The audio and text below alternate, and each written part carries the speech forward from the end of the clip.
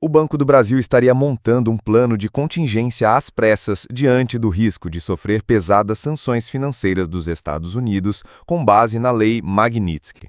Documentos, reuniões sigilosas e consultorias internacionais revelam que a situação é mais grave do que se imaginava.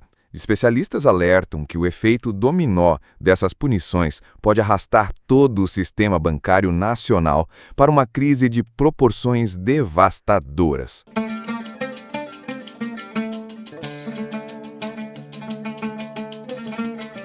O Brasil acordou nesta semana com um alerta que pode se transformar na mais grave crise financeira de sua história recente. O Banco do Brasil, um dos pilares do sistema bancário nacional, estaria preparando discretamente um plano de contingência para resistir a possíveis sanções vindas diretamente dos Estados Unidos. O motivo? A aplicação da temida Lei Magnitsky, um instrumento de alcance global que já arruinou instituições financeiras inteiras em outros países. Fontes de dentro do próprio banco confirmam que reuniões de emergência têm sido realizadas, advogados americanos foram contratados e a ordem nos bastidores é de silêncio absoluto para não provocar pânico imediato. Mas o simples fato de um banco estatal cogitar medidas de sobrevivência já é suficiente para expor o tamanho da ameaça. Nesse momento, a gente percebe que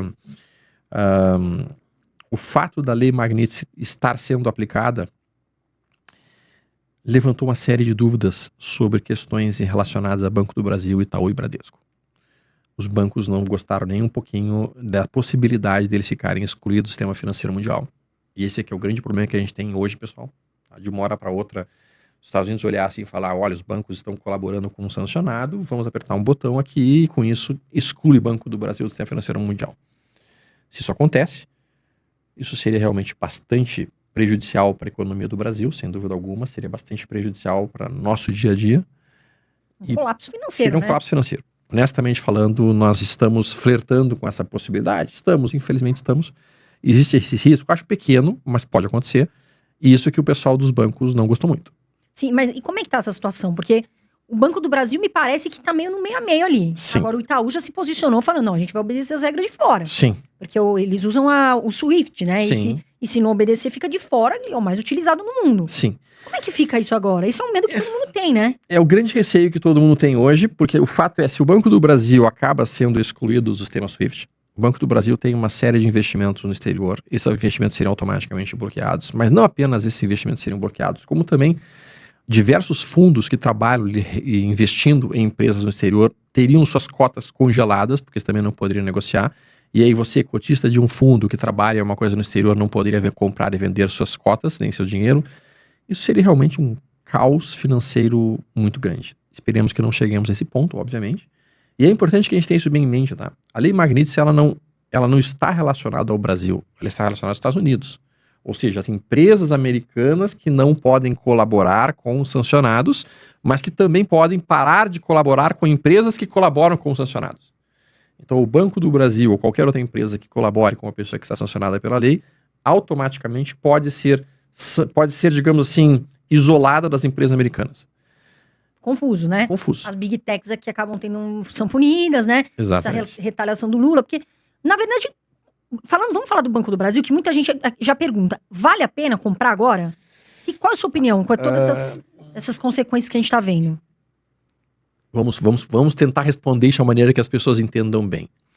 Quando o Banco do Brasil chegou ali na casa dos 19, dos 20, ele estava em um ponto realmente muito abaixo dos números e dos múltiplos que os fundamentos diriam como barato. Então ele estava literalmente sendo dado naquele ponto, do ponto de vista de fundamentos.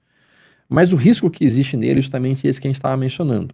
Seria o risco de haver um escalonamento da tensão entre Brasil e Estados Unidos, seria o risco realmente do Banco do Brasil continuar atendendo a pessoa que está sancionada pela Lei Magnitsky, e com isso as empresas americanas terem que cortar relacionamento com o Banco do Brasil. Se isso acontecesse, nós poderíamos sim ver um recuo bastante importante das ações do Banco do Brasil, até mesmo do lucro que o Banco do Brasil apresenta. Então, assim, comprar diretamente as ações do Banco do Brasil, eu entendo que é um momento tenso. O sujeito tem que estar com bastante apetite ao risco. O que eu acho que é mais inteligente ele fazer de fato? Ele poderia comprar opções de compra das ações do Banco do Brasil com um risco limitado ao dinheiro que ele está aportando naquelas opções. E aí, se o Banco do Brasil não for sancionado, não entrar dentro da situação do imbróglio com a Lei Magnitsky, poderíamos ter uma boa movimentação de alta. E quando eu digo boa movimentação de alta, nós voltarmos para casa dos 26, 27, 28 reais, que é o preço médio do Banco do Brasil nos últimos meses. Isso poderia ser um resultado percentualmente muito importante para quem estiver trabalhando com opções. Então eu acho que sim, eu acho que é uma possibilidade bem atraente de investimento hoje. Claro que tem o risco.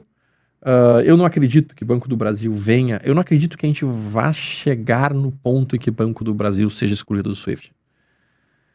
Assim esperamos, né? Posso ser surpreendido porque a gente viu muitas coisas surpreendentes nos últimos anos, né? Nesse ano, então. E se isso acontecesse, honestamente falando, seria uma coisa completamente bizarra e totalmente inesperada.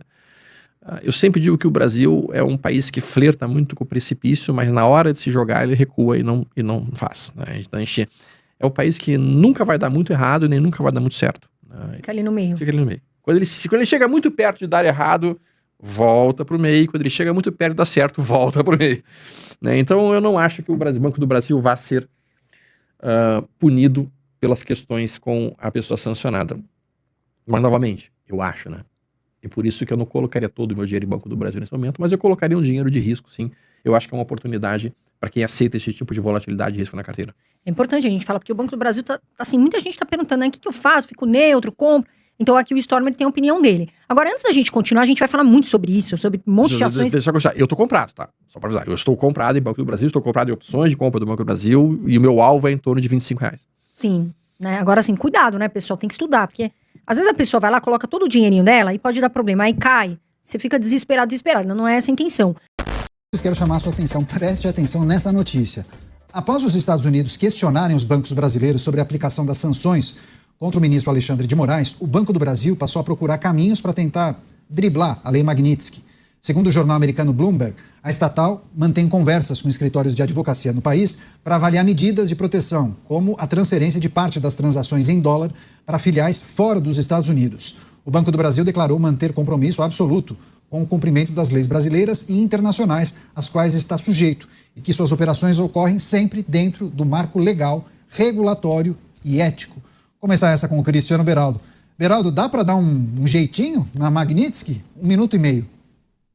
Esse é o peso de ser brasileiro, não é? A gente sempre fica pensando na forma de driblar a lei, porque o brasileiro, desde que nasce, ele é levado a constatar que se ele seguir todas as leis, ele se torna uma pessoa absolutamente inviável. Então, é sempre esse esforço para você não ser alcançado pelo que diz a lei. Só que quando você olha para os Estados Unidos, aí o buraco é muito mais embaixo. E o pior do que isso, o Banco do Brasil é uma instituição financeira imensa, gigantesca, que possui operações no exterior, possui um banco nos Estados Unidos e tem muito, muito, muito a perder se resolver se engraçar com a lei norte-americana. Você, Mota, Banco do Brasil estuda formas de driblar a Magnitsky, recebendo também as pessoas que nos acompanham pelas emissoras de rádio, o comentário do Mota sobre o Banco do Brasil, que estaria estudando formas, inclusive com o apoio de escritórios de advocacia, para tentar driblar a Magnitsky, ficar com um pé em cada canoa, atender a legislação brasileira, atender a Magnitsky, mas atender também um cliente em especial, Mota. Olha, me parece que o banco está gastando dinheiro à toa. A Lei Magnitsky é uma lei americana aplicada nos Estados Unidos. Acontece que os seus efeitos são sentidos por empresas brasileiras que têm presença no mercado americano. Isso não é uma questão jurídica, gente. Não gasta dinheiro à toa. Isso é uma questão de lógica. Empresas, inclusive bancos, que descumprirem a Magnitsky podem perder o direito de funcionar no mercado americano e de fazer negócios com empresas americanas e de receber financiamento em dólar. Isso, para muitas empresas, significa falência. Para os bancos e seus dirigentes, pode significar coisas ainda piores. Para fechar você, Diego Tavares, quais são os caminhos possíveis para essa instituição tão tradicional, Banco do Brasil? 1 minuto e meio.